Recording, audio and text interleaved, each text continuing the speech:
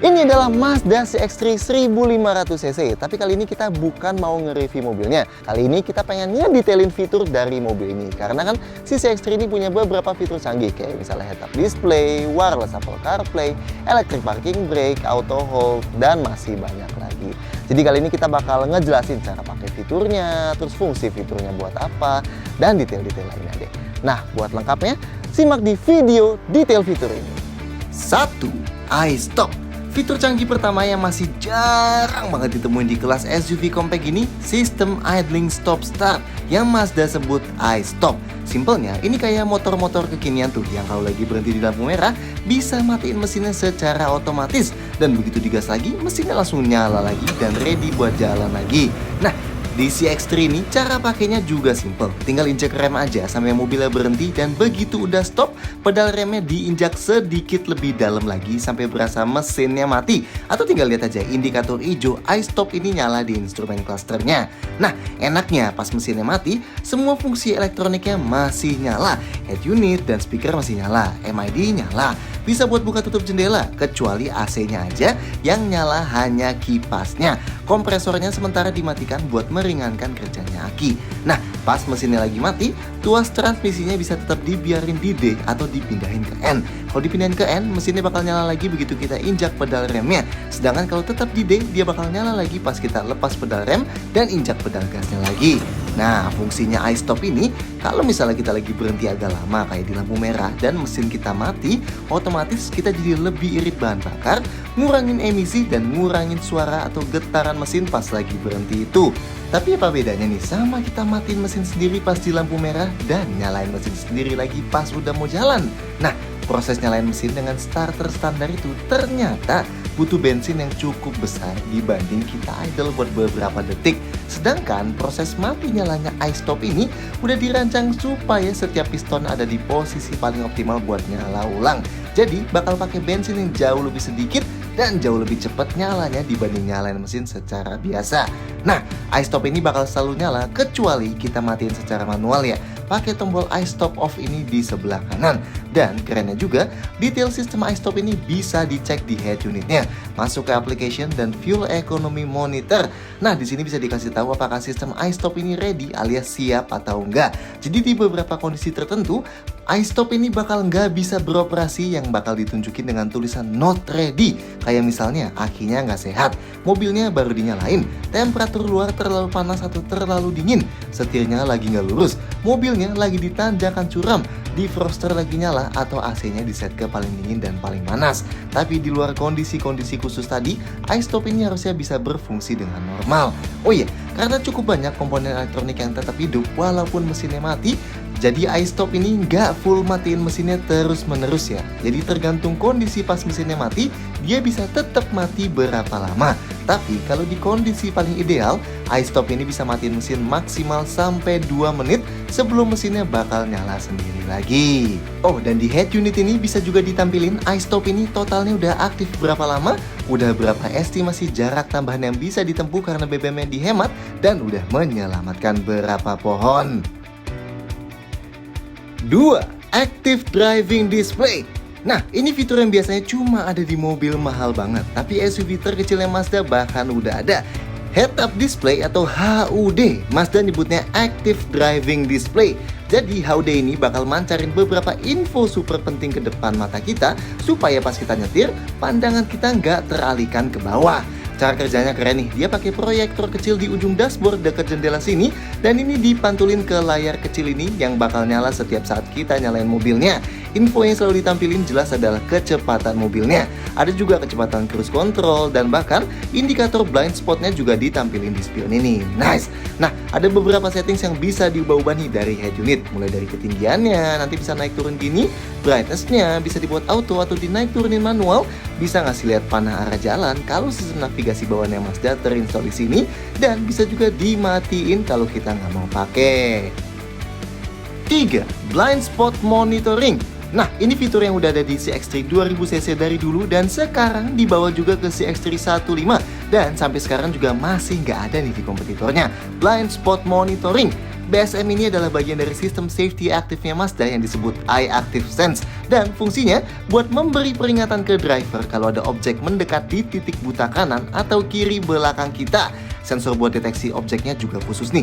Ada 2 dan dua-duanya tersembunyi di balik bumper belakang kiri dan kanan yang nggak bisa kita lihat. Dia berupa radar ya. Nah, sensor radar ini bakal mendeteksi kalau ada mobil atau motor mendatang atau standby di posisi 3/4 belakang kita sampai jarak maksimal terjauh 50 meter dari mobil kita.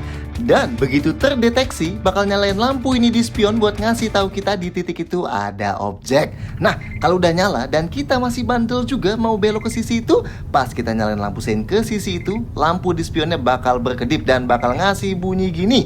In case dari tadi kita ternyata nggak sadar gitu ya, kalau emang ada mobil atau motor di situ. Dan kalaupun kita nggak lihat spion, indikator blind spotnya juga nyala di head-up display-nya kok. Jadi kita sambil lihat depan terus pun bakal tetap tahu kalau ada objek di titik buta. Kalau kita mau matiin blind spot monitoring ini, bisa set di head unitnya. Di settings dan safety, tinggal dimatiin aja. Dan kita juga bisa set suara peringatannya mau pelan atau kencang, atau malah dimatiin suaranya aja. Nah, sebagai catatan, blind spot monitor ini bakal bekerja ketika si X3 ini lagi jalan minimal 30 km per jam ya. Dan kayak yang tadi kita bilang, karena posisi radar pendeteksi blind spot ini ada di balik bumper belakang, jadi penting banget bumpernya jangan sembarangan diganti, apalagi didempul begitu terjadi tabrak belakang, buat memastikan fitur ini tetap bekerja dengan sempurna. 4. Rear Cross Traffic Alert. Satu lagi fitur yang masuk ke set iActive Sense-nya si X3 1500cc ini, Rear Cross Traffic Alert. Sistem ini memanfaatkan sensor radar yang sama kayak di blind spot monitoring, alias yang ngumpet di balik bumper belakang. Nah, fungsinya Rear Cross Traffic Alert ini bakal ngasih peringatan kalau kalian lagi mundur dan tiba-tiba ada objek mendatang dari kiri atau dari kanan belakang yang biasanya kalian gak kelihatan di spion. Nah, mau objeknya datang dari kiri atau dari kanan, peringatannya bakal muncul di kedua indikator spion nih, dan juga di head unitnya yang ada gambar segitiga kedap-kedip gini. Kedengarannya emang simpel ya fiturnya, tapi ini luar biasa kepake buat mundur dari parkiran yang sulit banget buat lihat kiri kanan belakangnya. Nah, kalau kalian matiin fitur blind spot monitornya dari head unit, fitur Rear Cross Traffic Alert ini bakal mati juga ya. 5. Wireless Apple CarPlay. Kayak mobil-mobil kekinian, si X3 1500cc juga ada fitur Apple CarPlay dan Android Auto. Jadi kalau koneksiin HP kita, nanti bisa munculin proyeksi HP kita di layar head unitnya. Dan bisa pakai beberapa aplikasinya langsung di head unit. Nah, yang unik, Apple CarPlay di si X3 ini udah wireless. Jadi kita nggak perlu pakai kabel lagi buat koneksiinnya. Cara sambunginnya, masuk ke application di head unit dan pilih Apple CarPlay. Dan selanjutnya pilih Add New Device dan klik OK buat nyalain Wi-Fi-nya. Nah, selanjutnya dari iPhone kalian masuk ke menu settings dan Bluetooth, cari koneksi baru yang namanya Mazda dan selesaikan proses pairingnya. Pasti kasih notifikasi untuk jalankan Apple CarPlay di head unit dan di iPhone, pilih agree, dan setelah selesai disambungkan, tada! Kita bisa pakai CarPlay tanpa perlu sambungin pakai kabel. Jadi kita bisa sambungin lagu dari Apple Music, arahin jalan pakai Google Maps atau pakai Waze, dan enak lah. Ini bukan mirroring soalnya, tapi kayak ngasih tampilan ala HP kita, tapi yang lebih fokus buat pemakaian di mobil. Nah, kalau Android Auto bisanya pakai kabel ya. Colokin kabelnya ke bawah gini, pilih agree di head unit dan selesaikan setupnya di HP Android kalian. Tinggal next dan kasih izin ke Android Auto aja sih. Dan tada, tampilan Android Auto muncul di sini. Bisa pakai Google Maps, Spotify dan lain-lainnya. Gampang kan? Walk away lock. Kayak si X3 yang 2000cc, si X3 1500cc ini juga dilengkapi passive keyless entry. Bedanya sekarang kuncinya pakai yang model kotak lebih baru gini. Nah, biasanya buat buka kunci dan kunci pintu, kita tinggal kantongin aja remote ini, deketin mobil dan klik tombol hitam ini di handle pintunya. Tapi di si X3 ini ada fitur unik yang disebut walk away lock. Cara aktifinnya tinggal pilih settings di head unit, pilih vehicle dan masuk ke door lock dan centang opsi walk away lock ini. Nah, begitu nanti mesin mobilnya udah kita matiin dan kita keluar mobil, pas pintunya udah ketutup semua, dia bakal ada bunyi beep sekali. Dan begitu kita jauhin mobilnya, dia bakal bunyi beep sekali lagi, yang nandain mobilnya udah full kekunci tanpa kita klik tombol apa-apa. Mantap! Nah, walkaway lock ini juga bakal berfungsi meskipun kita nggak jauhin mobilnya ya. Jadi, pas kita keluar mobil dan tutup pintu, begitu ada bunyi beep sekali, meskipun kita tetap di dekat mobil, tapi dalam 30 detik kalau nggak ada pintu yang kita buka lagi, mobilnya tetap bakal kekunci otomatis, yang ditandain bunyi beep sekali lagi juga. Nice! 7. EPB dan Auto Hold. CX-3 ini udah dilengkapi dengan EPB atau rem parkir elektrik dan brake hold atau Mazda nyebutnya Auto Hold. Dari rem parkir elektriknya dulu, buat yang belum tahu, ini jadi gantinya rem parkir yang biasanya berupa tuas besar di tengah dan ditarik pakai tangan itu. Pengoperasiannya sebenarnya bisa otomatis sih, tapi kalau mau dilakuin secara manual, kita tinggal tarik aja tuas kecil ini sambil injek pedal remnya, dan ini bisa dilakuin mau mesinnya lagi nyala ataupun lagi mati. Nanti aktif di rem parkirnya. Nah, kalau buat non-aktifin atau matiin remnya, mesinnya harus dalam keadaan nyala dan kita injak pedal rem sambil dorong ke bawah gini tuas EPB-nya, dan nanti remnya bakal mati. Nah, rem parkir ini juga bisa otomatis mati pas kita mau jalan supaya kita nggak bingung pencet-pencet tombol dulu. Caranya tinggal masukin ke gigi D aja dan injek pedal gasnya. Dengan catatan, seatbelt driver udah harus dalam keadaan terpasang dan pintu driver tertutup biar nggak terjadi yang aneh-aneh. Dan yang satu lagi, Auto Hold. Nah, ini fitur yang membantu banget di lampu merah atau kalau lagi macet parah nih. Cara nyalainnya cukup tekan aja tombol ini sampai lampunya nyala. Tapi buat aktifin ini, seatbelt driver wajib dalam keadaan terpasang dan pintu driver ketutup dan rem parkir elektriknya harus sudah mati. Fungsinya, nanti begitu kita injak rem sampai berhenti dari habis jalan, pas berhenti bakal muncul tulisan hold gini di instrumen cluster yang artinya auto holdnya udah aktif dan remnya bakal ditahan sendiri sama sistemnya. Jadi kita nggak usah pegel-pegel injak pedal remnya terus-terusan di lampu merah atau pas macet. Kalau mau jalan lagi, tinggal injak aja pedal gasnya lagi dan auto holdnya bakal mati. Mantap! Oh, seandainya kalian pakai sistem auto hold ini buat nahan mobilnya berhenti terus sampai lebih dari 10 menit, sistem auto holdnya bakal mati sendiri ya. Ingat, auto hold ini emang buat nahan rem sementara aja. Kalau mau parkir, selalu aktifin rem parkir elektriknya tadi. 8. Auto Level Control.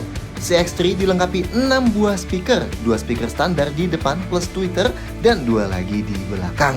Tapi yang unik ada settings yang disebut Auto Level Control, yang artinya suara volume yang keluar dari speakernya bisa dibuat otomatis makin besar begitu kita jalan makin kencang dan sebaliknya, makin kecil begitu kita jalannya makin pelan. Caranya tinggal masuk ke settings di head unit, pilih sound dan pilih Auto Level Control. Nah, ada 7 level tuh. Semakin tinggi levelnya artinya semakin sensitif kenaikan dan penurunan volumenya mengikuti kecepatan kita. Dan kalau nggak mau diaktifin, tinggal di set ke off aja. So, gimana menurut kalian soal detail fitur dari CX-3 ini? Silahkan sampaikan komentar di bawah, klik like, dan jangan lupa subscribe ke channel YouTube Car Indonesia semoga video-video kayak gini lainnya. See you next time!